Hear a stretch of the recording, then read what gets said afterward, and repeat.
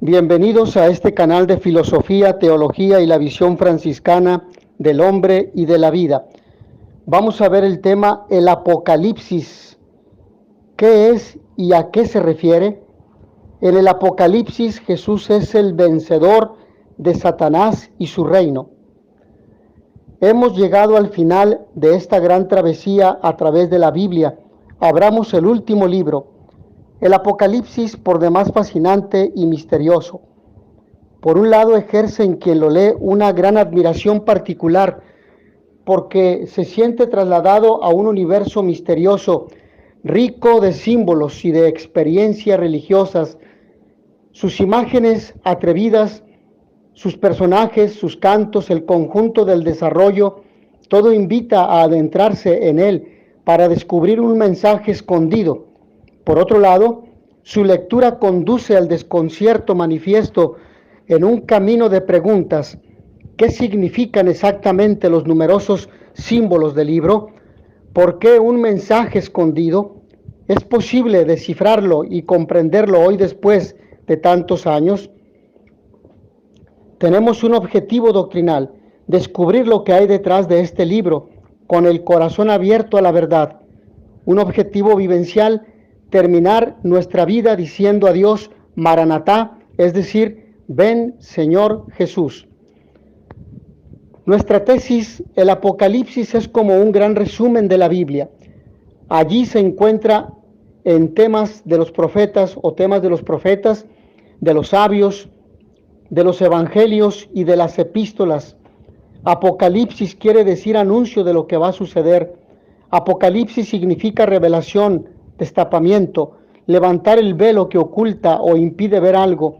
El Apocalipsis describe la lucha que todo cristiano tiene que entablar contra las potencias infernales para poder recibir al final la corona de la vida que no se marchita. La victoria es segura para quienes luchan con Cristo. Apocalipsis, vayamos entonces al libro. El Apocalipsis, del verbo apocalipto, que significa revelar, es el nombre dado al último libro de la Biblia. También se le llama libro de la revelación. Aunque es una obra cristiana, el Apocalipsis pertenece a una clase de literatura que tiene que ver con temas escatológicos, muy en boga entre los judíos del siglo I antes de Cristo y del I después de Cristo. Escatológico, que viene de la palabra griega escatón, que significa las últimas cosas. Autenticidad. El autor del Apocalipsis se llama a sí mismo Juan. Juan a las 7 iglesias que están en Asia, Apocalipsis 1:4. Y de nuevo yo, Juan, su hermano y compañero de la tribulación, me encontraba en la isla llamada Patmos por causa de la palabra de Dios, Apocalipsis 1:9. El vidente no da más detalles sobre su personalidad, pero por la tradición sabemos que el vidente del Apocalipsis era San Juan, apóstol, hijo de Zebedeo, el discípulo amado de Jesús. Al final del siglo II, el Apocalipsis fue reconocido por los representantes históricos de las iglesias principales como una obra genuina del apóstol Juan. En Asia, Melitón, obispo de Sardes, una de las 7 iglesias del Apocalipsis, reconoció el Apocalipsis de Juan y escribió un comentario sobre él. En su obra Eusebio de Cesarea, la obra así titulada Historia Eclesiástica, en el capítulo 4, número 26. En la Galia, Ireneo cree firmemente en su autoridad divina y apostólica.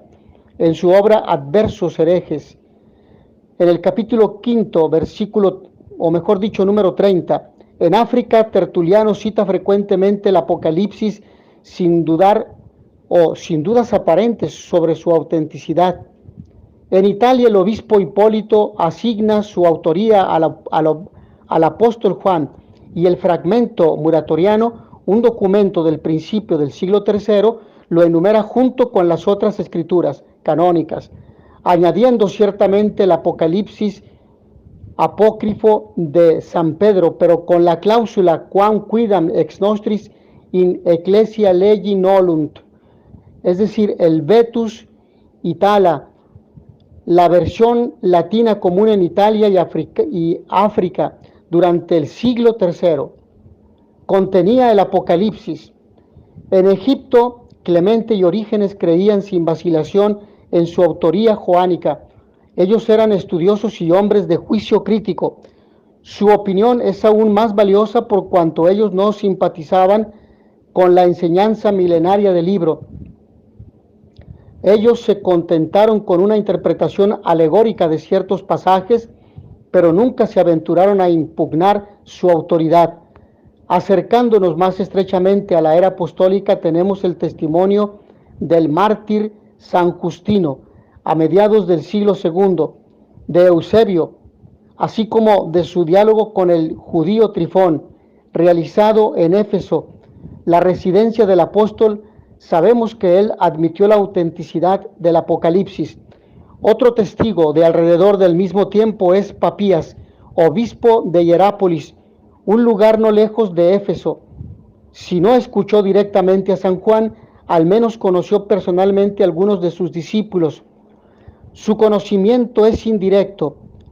Andreas, obispo de Cesarea, en el prólogo a su comentario del Apocalipsis, nos informa que Papías admitió su carácter inspirado. Indudablemente Papías sacó del Apocalipsis sus ideas sobre el milenio, por lo cual Eusebio desacredita su autoridad, declarándolo haber sido un hombre de comprensión limitada. Los escritos apostólicos no dan ninguna evidencia de la autenticidad del libro. Fecha de composición. Juan se encontraba desterrado en Patmos por orden del emperador Domiciano, probablemente hacia el año 96. La persecución estaba destrozando todas las iglesias de Cristo y Juan se pregunta angustiado, ¿por qué Dios permite tanto mal, tanta persecución? Un domingo por la tarde Dios le da la respuesta por medio de 4 visiones que son como 4 emocionantísimas películas en las cuales se revela todo lo malo y lo bueno que va a suceder. La fecha de composición del libro se sitúa hacia final del primer siglo, entre los años 95 al 98 después de Cristo. Los destinatarios del libro son los cristianos perseguidos, para así alentarlos en la lucha, cristianos amenazados por la persecución y por la seducción, con el consiguiente riesgo de muerte y de deserción. La amenaza procede de fuera del poder político que se concreta en el Imperio Romano, pero también de dentro de círculos cristianos que se han apartado de la verdadera fe. El Apocalipsis comparado con el cuarto evangelio, es decir, el evangelio de Juan. La relación entre el Apocalipsis y el cuarto evangelio ha sido discutida por todos los autores, tanto antiguos como modernos. Algunos afirman y otros niegan su parecido mutuo. El sabio obispo alejandrino Dionisio hizo en su tiempo una lista de diferencias a la que los autores modernos han tenido poco para agregar. Él empieza observando que mientras el evangelio es anónimo, el escritor del Apocalipsis da su nombre, Juan. Enseguida señala cómo la terminología característica del cuarto evangelio, tan esencial a la doctrina joánica, está ausente en el Apocalipsis. Los términos vida, luz, gracia, verdad, no aparecen en el último. Tampoco la crudeza de dicción por parte del Apocalipsis se le escapa. El griego del Evangelio es correcto en su gramática e incluso le da crédito al autor por una cierta elegancia de estilo, pero el lenguaje del Apocalipsis le parecía bárbaro y desfigurado por incorrecciones. Él, por consiguiente, se inclina a atribuir las obras a autores diferentes. Los que sostienen una paternidad literaria común replican que estas diferencias pueden ser consideradas teniendo en cuenta la naturaleza peculiar y el objetivo de cada obra. El Apocalipsis contiene visiones y revelaciones, en conformidad con otros libros del mismo tiempo, por ejemplo, el libro de Daniel. El vidente dio su nombre a su obra. El Evangelio, por otro lado, está escrito en la forma de un recuento histórico.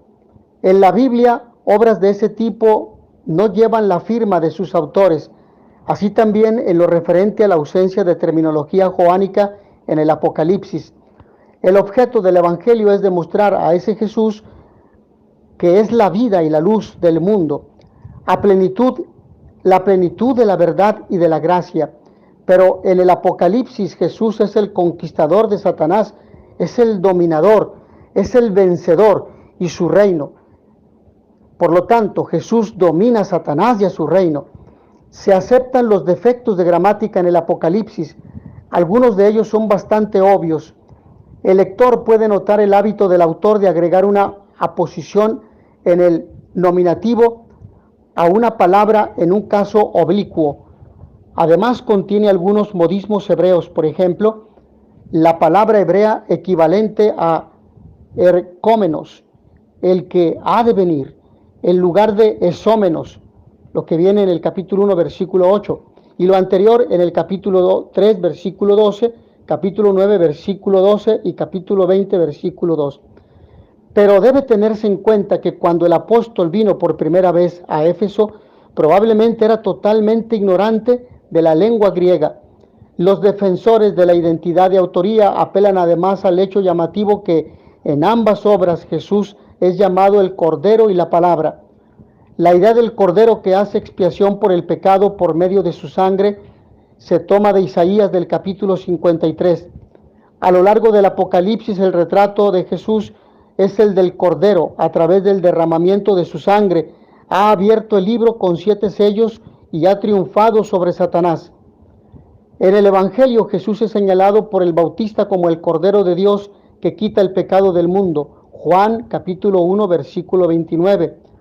Algunas de las circunstancias de su muerte recuerdan el rito observado al comer el Cordero Pascual, el símbolo de la redención. Su crucifixión tiene lugar en el día mismísimo en el que la Pascua era comida, Juan 18, 28. Aunque fue crucificado, sus ejecutores no rompieron los huesos de su cuerpo para que la profecía se cumpliera. No se le quebrará hueso alguno, Juan 19, 36. El nombre Logos, que quiere decir palabra, es muy propio del Apocalipsis, del Evangelio y de la primera epístola de San Juan. La primera frase del Evangelio es: en el principio existía la palabra, y la palabra estaba con Dios, y la palabra era Dios. La primera epístola de San Juan empieza: lo que existía desde el principio, lo que hemos oído, de la palabra de vida, así también en el Apocalipsis, y su nombre es la palabra de Dios, 19:13. Tiempo y lugar. El vidente testifica que las visiones que está a punto de narrar fueron vistas por él mientras estuvo en Patmos. Yo, Juan, estaba en la isla llamada Patmos por causa de la palabra de Dios y del testimonio de Jesús. 1:9. Patmos es uno de los grupos de pequeñas islas cerca de la costa del Asia Menor, aproximadamente 12 millas geográficas de Éfeso. La tradición, con T mayúscula, como Eusebio nos dice, nos ha afirmado que Juan fue desterrado a Patmos durante el reinado de Domiciano por causa de su testimonio de la palabra de Dios. Nos lo dice en su obra Historia Eclesiástica, en el capítulo 3, en el número 18. Él se refiere obviamente al pasaje por causa de la palabra de Dios y del testimonio de Jesús, capítulo 1, versículo 9. Es verdad que el significado más probable de esta frase es para oír la palabra de Dios, etc., y no desterró debido a la palabra de Dios, etc. Pero era bastante natural que el vidente habría considerado su destierro a Patmos como previsto por la providencia divina para que en la soledad de la isla pudiera oír la palabra de Dios. La tradición transmitida por Eusebio halla confirmación en las palabras del vidente que se describe como un hermano y compañero en la tribulación, del capítulo 1, versículo 9. Ireneo ubica el destierro del vidente en Patmos al final del reino de Domiciano, pene sub nostro seculo ad finem Domitiani imperii en adversus herejes, es decir, en su tratado contra los adversarios, contra las herejías. El emperador Domiciano reinó en los años 81 al 96 después de Cristo. En todo lo referente a la tradición joánica, Ireneo merece un crédito excepcional. Su vida fue muy cercana a la edad apostólica y su maestro, San Policarpo, había estado entre los discípulos de San Juan. Eusebio, registrando la afirmación de Ireneo sin ningún error, agrega como el año del destierro del vidente, el 14º del reinado de Domiciano. San Jerónimo también, sin reserva o vacilación, sigue la misma tradición. 14º anno secundam post Neronem persecutionem movente Domitiano in Patmos insulam. Relegatus scripsit Apocalypsim. Esto en el libro del escrito sobre la iglesia, contra el testimonio unido de estos tres testigos de la tradición, la declaración de Epifanio, que supone el destierro del vidente bajo el reinado de Claudio en los años 41 al 54 después de Cristo, parece sumamente improbable. Vamos ahora al contenido del libro. Las 7 iglesias, capítulo primero, versículos 1 al 3. Título y descripción del libro: la revelación hecha por Jesús el Mesías a Juan. Ahora, capítulo 1, versículos 4 al 9, viene un saludo introductorio a las 7 epístolas, deseando a las iglesias la gracia y la paz de Dios y de Jesús. En este mismo capítulo 1, versículos 9 al 20, la visión de Jesús como Hijo de Dios. El retrato es tomado de Daniel capítulo 10 y de Enoc 46. Esto lo confrontamos las frases uno como hijo de hombre, que también aparece en Apocalipsis capítulo 1, versículo 13, Daniel capítulo 10, versículo 16 y capítulo 7, versículo 13. Ceñido con oro, Apocalipsis 1, 13, Daniel 10, 5. Ojos como llamas de fuego, Apocalipsis 1, 14, Daniel 10, 6. A una voz como de una multitud, Apocalipsis 1, 15, Daniel 10, 6.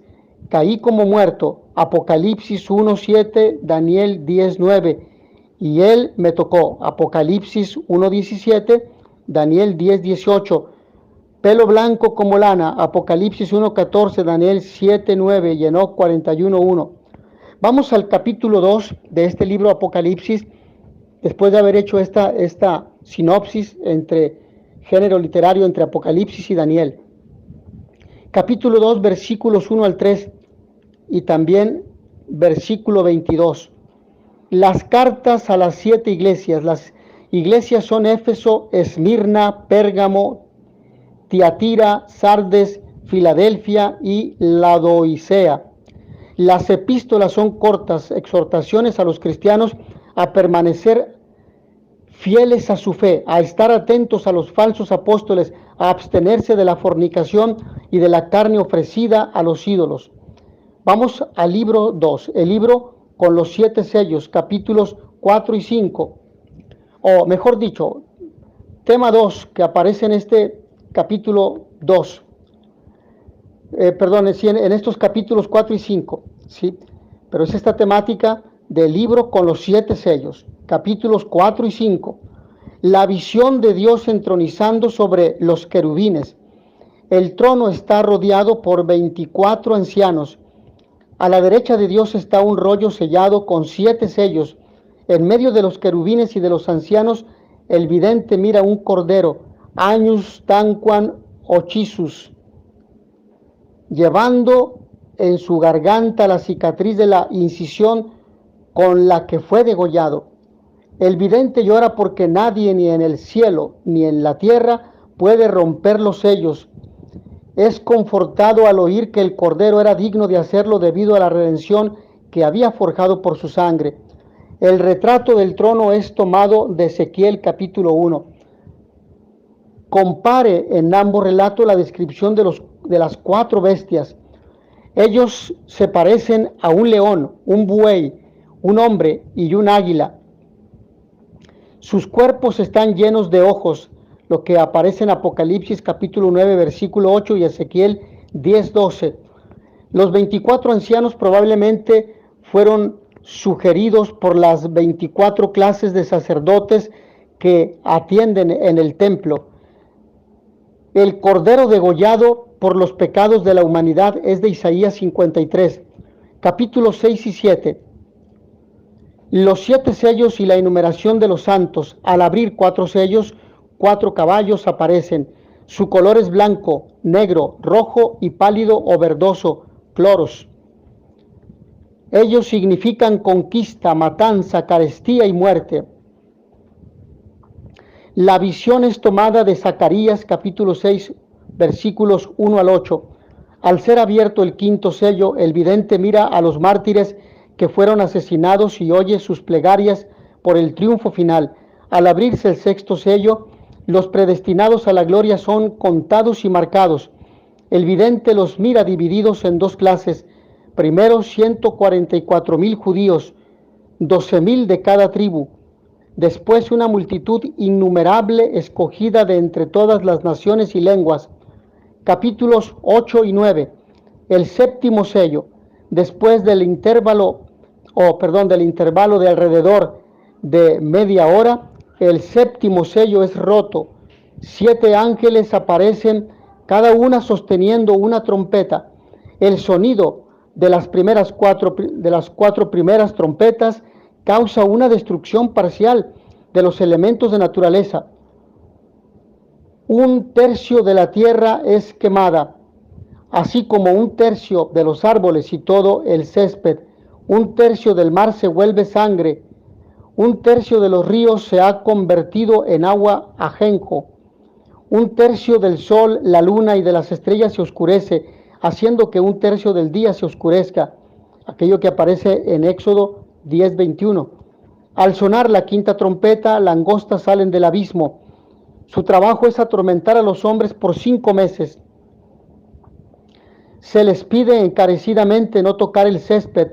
Su forma es la de caballos, lo que dice Joel 2:4.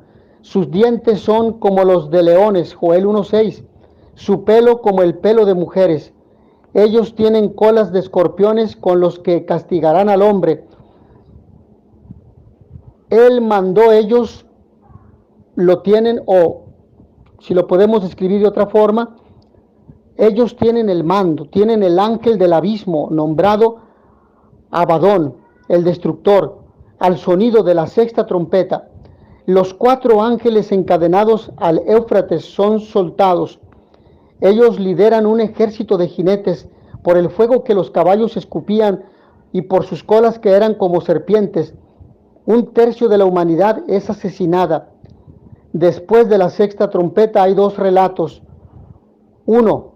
El ángel que está de pie en la tierra y el mar. Él jura que al sonido de la 7ª trompeta el misterio estará completo.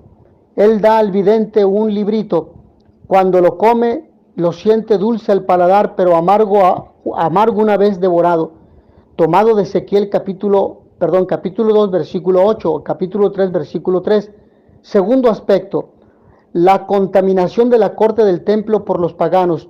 Dura 3 años y medio. Tomado de Daniel capítulo 7, versículo 25. También 9, 27 y 12, 7 al 11. Durante ese tiempo 2 testigos son enviados a predicar en Jerusalén.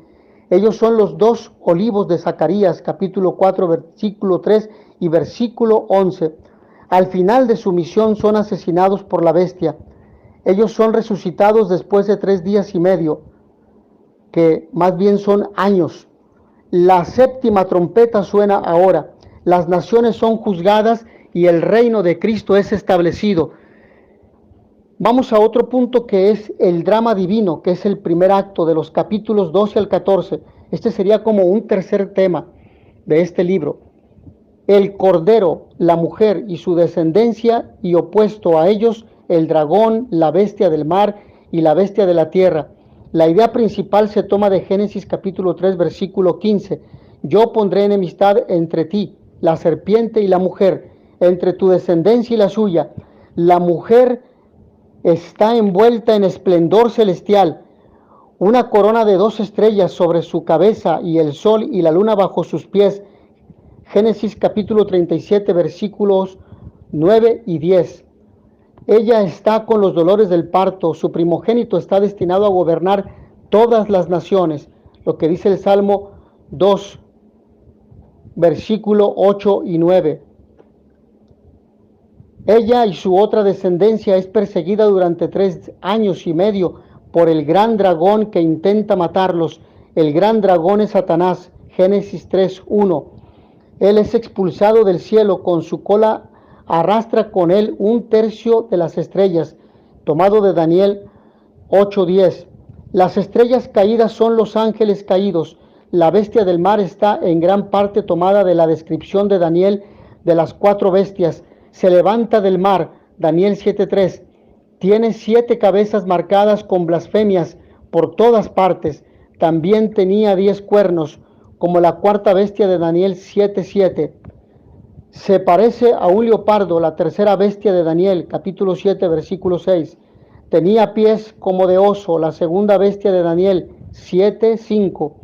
Y dientes como de león, la 1ª bestia de Daniel, del capítulo 7, versículo 4. El gran dragón da pleno poder a la bestia, después de lo cual todo el mundo le rinde culto.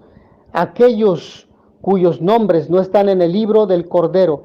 Los seguidores de la bestia tienen su marca en la cabeza y en la mano. La bestia de la tierra tiene 2 cuernos como de carnero.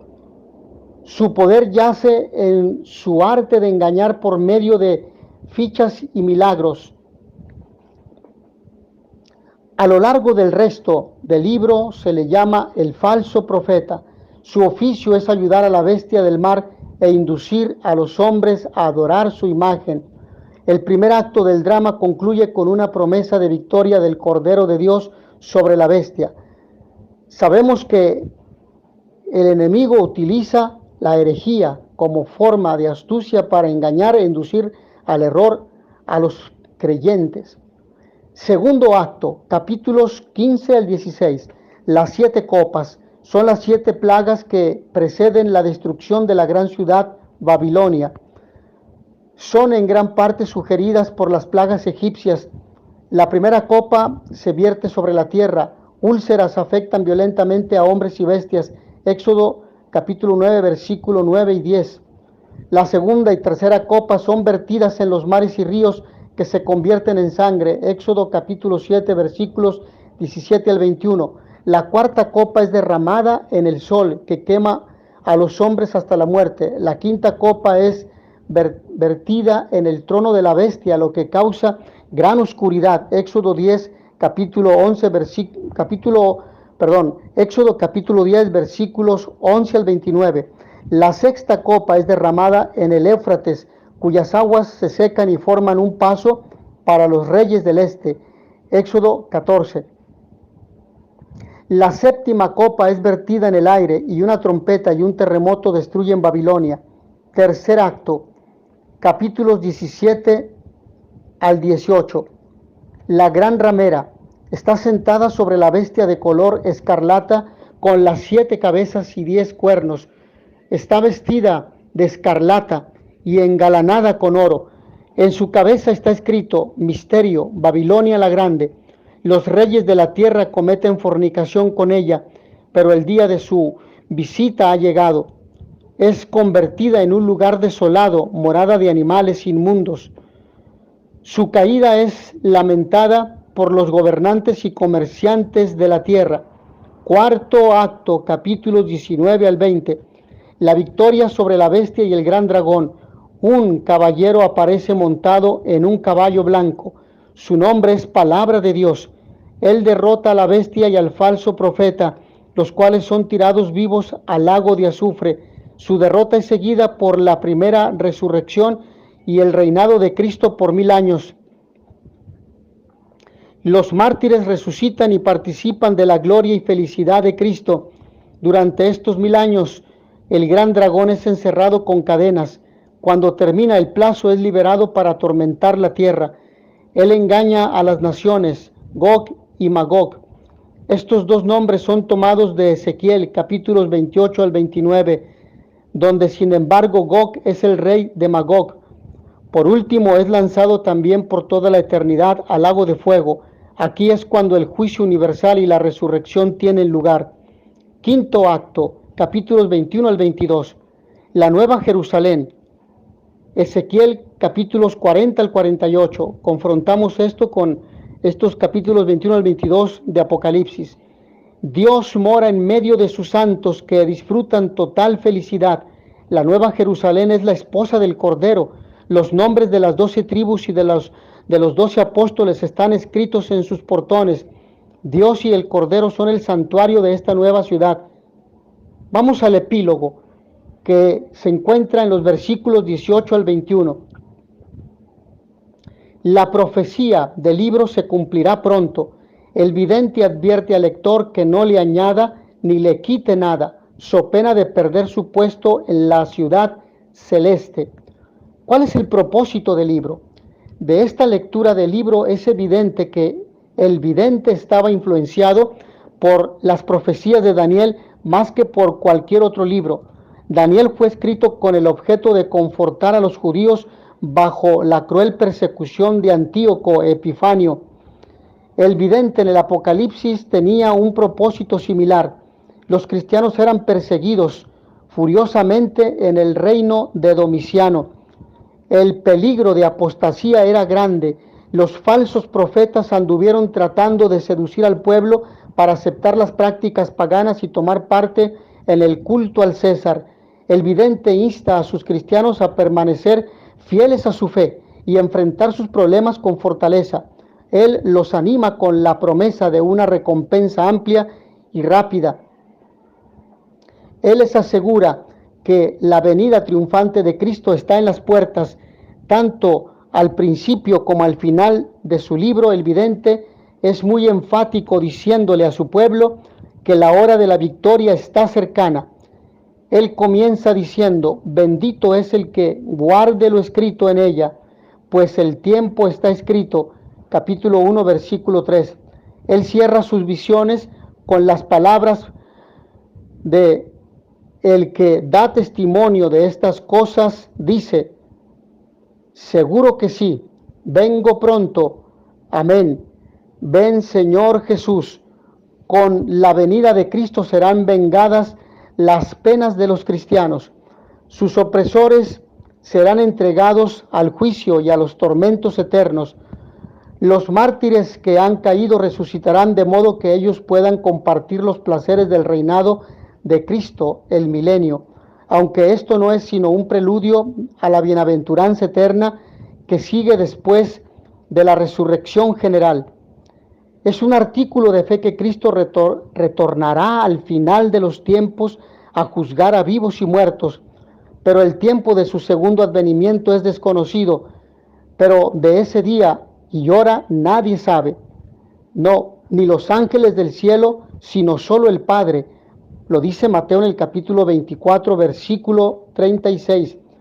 Aparecería, y es sostenido así por muchos, que los cristianos de la edad apostólica esperaron que Cristo volvería durante su propia vida o generación.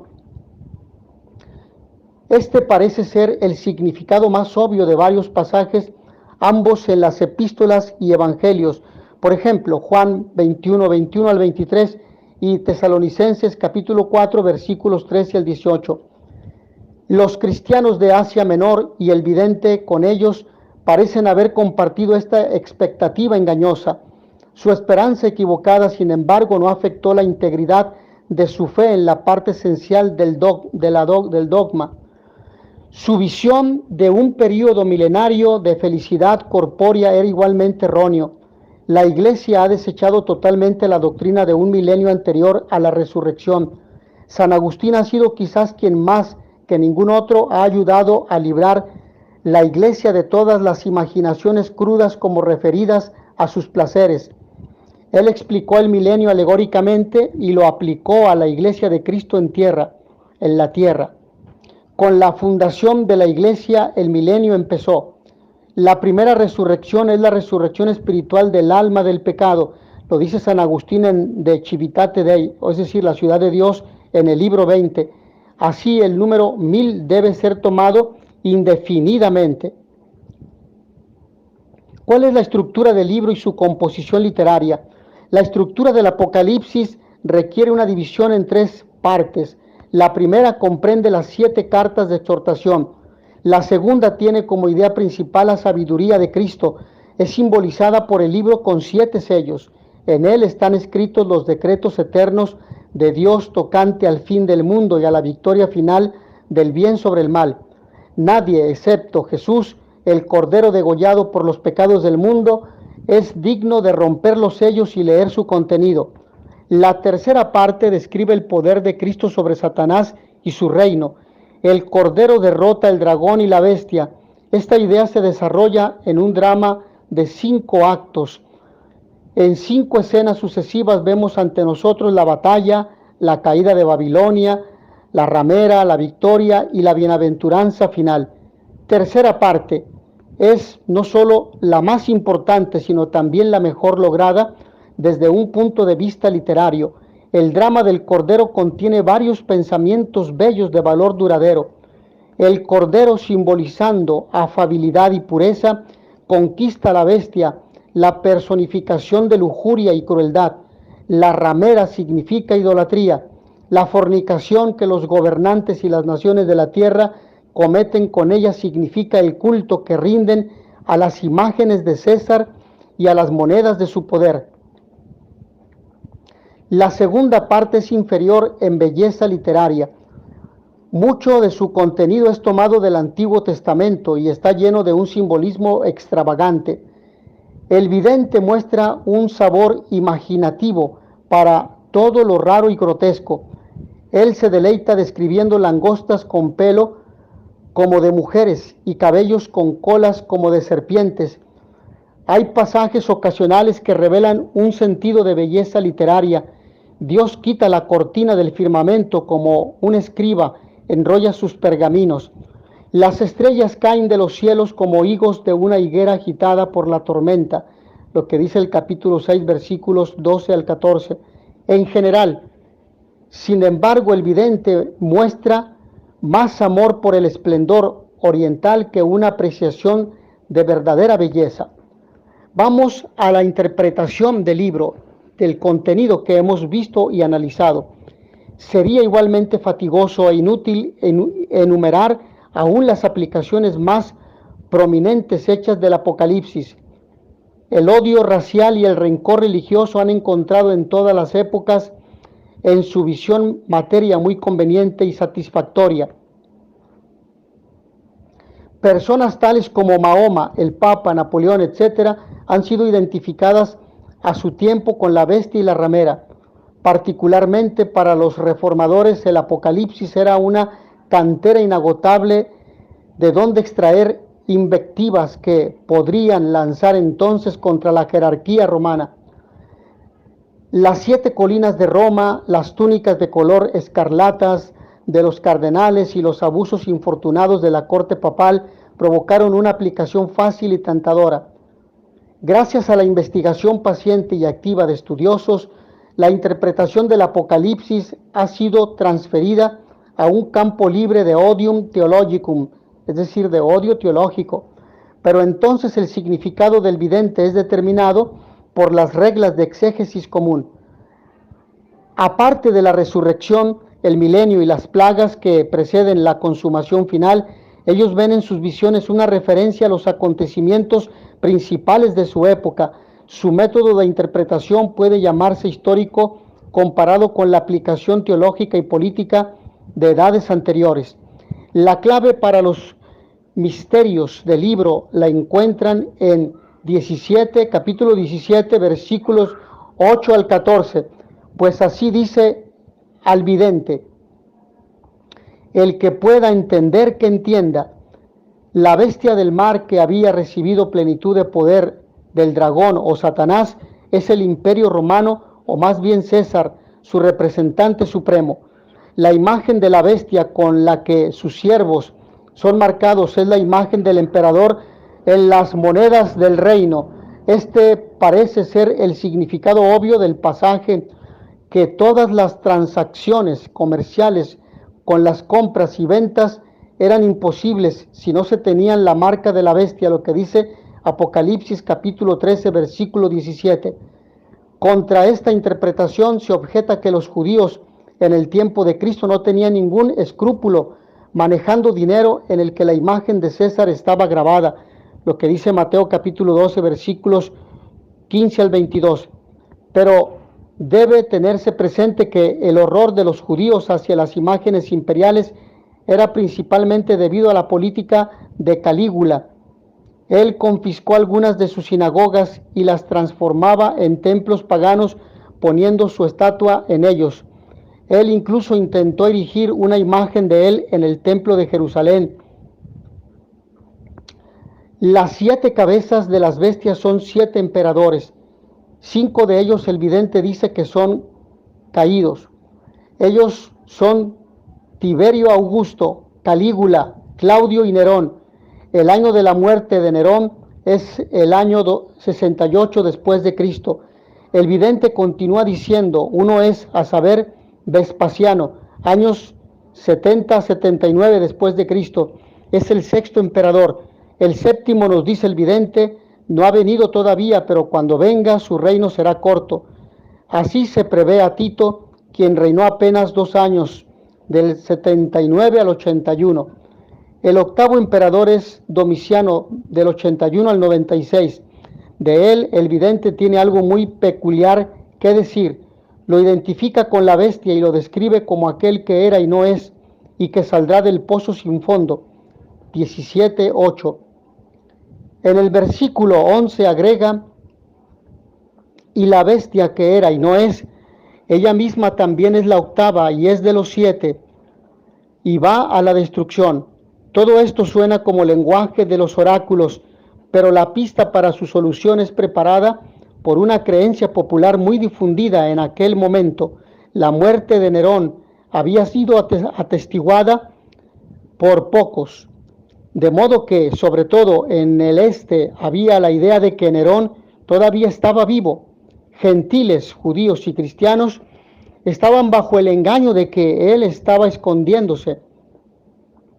Y como se creía normalmente que se había ido con los enemigos más problemáticos del imperio, de ahí que esperaban que volvería a la cabeza de un ejército poderoso para vengarse de sus enemigos. La existencia de esta creencia imaginativa es un hecho histórico bien atestiguado. Tácito habla de él, Acaia atque Asia falso exterrit velut Nero adventaret, varios super eius exitu rumore eoque pluribus vivere eun fingentibus credentibusque. En la historia, en su libro titulado Historia, en el capítulo 2, número 8. Así también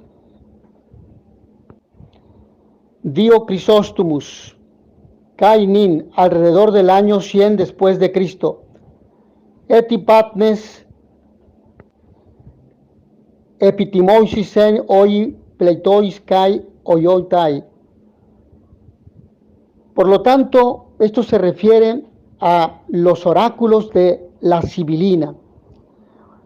Así, los contemporáneos del vidente creían que Nerón estaba vivo y esperaban su retorno.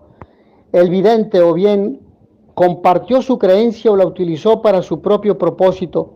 Nerón había hecho un nombre para sí por su crueldad y libertinaje. Los cristianos en particular tenían razones para temerle. Bajo él tuvo lugar la primera persecución. La segunda ocurrió bajo Domiciano, pero diferente a la anterior, no se limitó a Italia, sino que se extendió a lo largo de las provincias. Muchos cristianos fueron llevados a la muerte, otros desterrados. Nos dice Eusebio en la historia de la iglesia, su historia de la iglesia en el capítulo 3, en los números 17 al 19. De esta manera el vidente fue llevado a considerar Domiciano como un segundo Nerón, Nero redivivus, de allí que lo describiera como el que era, que no, y que había de volver. De ahí que lo cuenta como el 8º y al mismo tiempo le hace uno de los 7 precedentes, el 5º, Nerón. La identificación de los 2 emperadores era fácil de hacer, pues incluso autores paganos llamaron a Domiciano un segundo Nerón. Por ejemplo, Calvus Nero Juvenal, en el capítulo 4, número 38. La creencia popular acerca de la muerte de Nerón y su retorno parece ser referida también en el pasaje 13:3. Yo vi uno de sus cabezas como si fuera cortada hasta la muerte, y su herida de muerte fue sanada. Los 10 cuernos son explicados comúnmente como los gobernantes, vasallos bajo la supremacía de Roma. Son descritos como reyes basileis, en un sentido más amplio, pues ellos no son reyes verdaderos, sino que recibieron poder para gobernar con la bestia. Su poder, además, es apenas para una hora, significando su corta duración e inestabilidad. Capítulo 17, versículo 17. El vidente ha marcado la bestia con el número 666. Su propósito era por este número la gente que lo conociera. El que entienda que cuente el número de la bestia, porque es el número de un hombre y su número es 666. Un número humano, es decir, inteligible por las reglas comunes de investigación. Nosotros tenemos aquí un caso judío de gematría. Su objeto es ocultar un nombre sustituyéndolo con una cifra de igual valor numérico a las letras que lo componen. Por mucho tiempo, intérpretes intentaron descifrar el número 666 por medio del alfabeto griego. Por ejemplo, Ireneo, en su obra Adversos herejes, en el capítulo 5, en el número 33. Sus esfuerzos no han dado ningún resultado satisfactorio. El éxito mejor ha sido obtenido usando el alfabeto hebreo. Muchos estudiosos han llegado a la conclusión de que su significado es Nerón, pues cuando el nombre que César Nerón es deletreado con letras hebreas, da la cifra 666. La segunda bestia, la de la tierra, el pseudoprofeta, cuyo oficio era ayudar a la bestia del mar, probablemente significa el trabajo de seducción continuado por los cristianos apóstatas. Ellos se dedicaron a hacer que sus compañeros cristianos adoptasen la práctica pagana y se sometiesen al culto del César. Parece que no son los nicolaitas de las 7 epístolas, porque ellos son comparados allí a Balaam y Jezabel, que seducen los israelitas a la idolatría y fornicación. La mujer con dolores de parto es una personificación de la sinagoga o la iglesia. Su primogénito es Cristo, su otra descendencia es la comunidad de los creyentes. En esta interpretación, de la que hemos dado un resumen, hay 2 dificultades. En la enumeración de los emperadores, 3 son pasados por alto: Galba, Otto y Vitelio, pero esta omisión puede ser explicada por la brevedad de sus reinos. Cada uno de los 3 reinó apenas unos meses. La tradición, con T mayúscula, ubica el Apocalipsis en el reino de Domiciano, pero según el cómputo dado antes, el vidente mismo ubica su obra en el reino de Vespasiano, pues si este cómputo fuera correcto, Vespasiano es el emperador a quien él designa como el que es, o como el que es. A esta objeción, sin embargo, puede contestarse que era la costumbre de escritores apocalípticos, por ejemplo, Daniel, Enoc y los libros sibilinos, lanzar sus visiones en la forma de profecías y darles la apariencia de ser la obra de una fecha más temprana. Ningún fraude literario se pretendía con ello. Era meramente un estilo peculiar de escritura adoptado como más adecuado al asunto. El vidente del Apocalipsis sigue esta práctica, aunque realmente desterrado en Patmos, en el reino de Domiciano, después de la destrucción de Jerusalén. Él escribió como si él hubiera estado allí y visitó sus visiones en el reino de Vespasiano, quizá cuando el templo todavía existía. Esto en confrontación con el capítulo 2, versículo 1 y 2. Vamos hacia la última parte de nuestra exposición. El centro de todo el libro es Cristo Jesús, su mensaje, sus luchas, sus amigos, sus adversarios, el inmenso triunfo que va a obtener. Viene presentado como el Cordero degollado, como un jinete en un caballo blanco, como el Hijo del Hombre, lleno de inmensidad, de inmensa majestad. Así viene descrito con larga túnica porque es sacerdote, con cinturón de oro por ser rey, con cabellos blancos porque es eterno, con pies de bronce porque es inconmovible y muy firme, con 7 estrellas en la mano porque gobierna todas las iglesias, con su lengua que es espada afilada, o sea, su palabra penetra hasta los corazones. Esa lengua dice, fui muerto y ahora estoy vivo. Trae para cada uno de sus amigos una recompensa proporcionada a las buenas obras que cada uno haya hecho. El Apocalipsis se presenta como la narración de una gran batalla, una lucha entre el bien y el mal, y cuyos personajes son, a un lado, Cristo Jesús, San Miguel y sus ángeles, una mujer vestida del sol con la luna y 2 estrellas bajo sus pies, 144,000 que tiene el alma pura, todos los que han sufrido el martirio, 2 testigos de Jesús que son muertos, pero que luego vuelven a vivir, San Pedro y San Pablo, toda la Jerusalén celestial, 24 ancianos venerables. De otro lado, Satán caído del cielo y lleno de rabia y amargura, dejado libre por 1000 años para atacar, puede atacar tentaciones, pero no puede matar. Babilonia o maldad de la ciudad grande, un enorme dragón con todo su ejército, los malos espíritus, la bestia del mar, las persecuciones, la bestia de la tierra, las herejías y errores que atacan siempre a la iglesia. Y el combate tiene 3 fases: sufrimiento para los buenos, paciencia y heroísmo de quienes siguen a Cristo. Emocionante premio en la Jerusalén celestial para todos los que permanecieron fieles al Señor Jesús. El libro termina con la más bella oración: ven, Señor Jesús.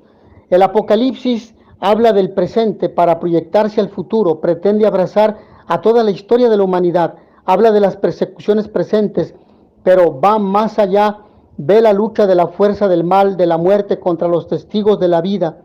A esto se lo ha llamado la dimensión histórica y proyección escatológica del Apocalipsis. El Apocalipsis es un grito de esperanza. Inmersos en las dificultades del presente, los cristianos podrían caer en el desaliento. El mal prevalece victorioso, sin embargo, su tiempo es contado, su poder limitado. El vencedor final de esta singular lucha entre el bien y el mal será Dios, junto con aquellos que permanecieron fieles a Él. Por eso el Apocalipsis es el gran libro de la esperanza cristiana, pues desde la primera a la última página aletea el grito esperanzador: tengamos paciencia, sean fuertes en la prueba, porque el mal será vencido. Cristo, el Cordero victorioso, llevará consigo a los que serán fieles a Él. Juan invita a todos los cristianos de todos los tiempos a no claudicar y a tener viva la esperanza en la iglesia de Cristo. Conclusión: el cristiano tiene que leer el Apocalipsis no en busca de fechas del fin del mundo, ni del número de cuántos se salvarán, porque el libro bíblico no da ningún dato al respecto. El cristiano lee el Apocalipsis como palabra de Dios que lo quiere alentar en los momentos de prueba, de pesimismo, y encontrará en este maravilloso libro inspirado una gran esperanza de la victoria del bien de Cristo y una invitación a mantenerse fiel al Señor y al testimonio de su fe. Hay que leer este libro no con prisa, sino lentamente, intercalado de profundas pausas y atentos silencios. Es preciso comprender el contenido del símbolo desde la situación concreta que el lector está viviendo, de su historia personal, de la comunidad cristiana, de la iglesia, de los hombres. Es preciso contrastar el símbolo con la historia, de lo contrario quedará en pura ficción desencarnada, sin ese poder que encierra para iluminar y orientar nuestra marcha por el mundo hacia la eternidad de Dios. El Apocalipsis no es un libro fácil ni está escrito para gente curiosa. Es la respuesta divina al grito de la humanidad y al perseverante testimonio de la fe de la iglesia. Mis hermanos, terminamos nuestra exposición con una oración. Señor, mi vida está en tus manos. No tengo miedo a las pruebas de la vida porque tú vas conmigo, alentándome, consolándome. Tampoco tengo que preocuparme por el día final, pues vendrás tú a buscarme y a darme el premio a mis buenas obras que hice con la ayuda de tu gracia. Ven, Señor Jesús, sigue sosteniendo a tu iglesia, que es atacada por todas partes. Las puertas del infierno no podrán contra ella, porque tú eres Dios. Convierte a los enemigos de tu amada iglesia, pues también son tus hijos, para que puedan gozar todos de la ternura y solicitud de tu iglesia. Amén. Mis hermanos, hasta aquí en esta breve exposición, breve porque es muy amplia y muy rica en contenido, esta breve exposición del libro del Apocalipsis. Agrego que mi agradecimiento por su atención. Nos vemos en la siguiente sesión. A todos ustedes, y notitia veritatis proficere, pax et bonum.